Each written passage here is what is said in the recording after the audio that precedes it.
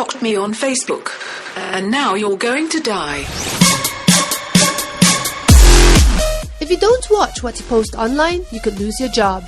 This was what happened to 37-year-old Amy Cheung, who was fired the day after her racist comments went viral on the internet.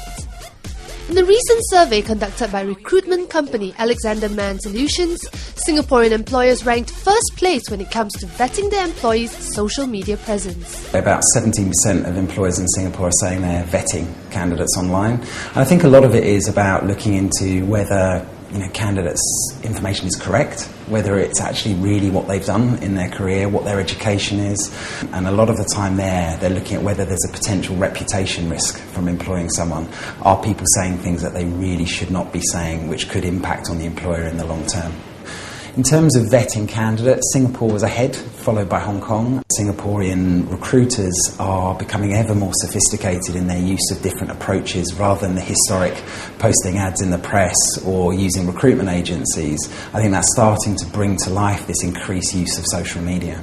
Martin said that recruiters are trained to make value judgment from information about their potential employees. So what you say or post online matters.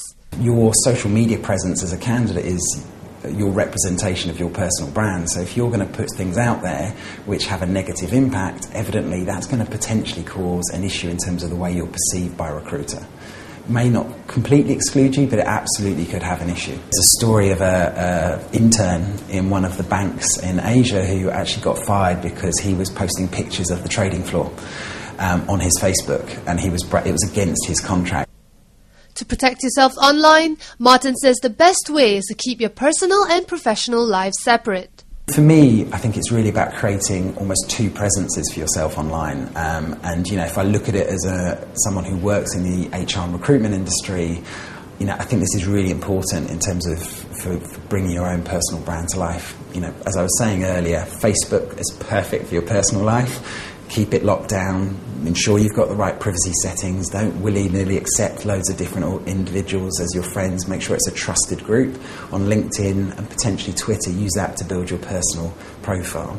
I think the other area, we've got big growth in areas, sites in Google Plus and Pinterest coming in Asia at the moment. So again, I think it's a similar principle. Which of those are you going to use for personal, which are you going to use for professional, and try not to get the two to meet. How does privacy settings actually help to regulate? How far does it regulate? The issue is most people don't actually realise where the privacy settings are.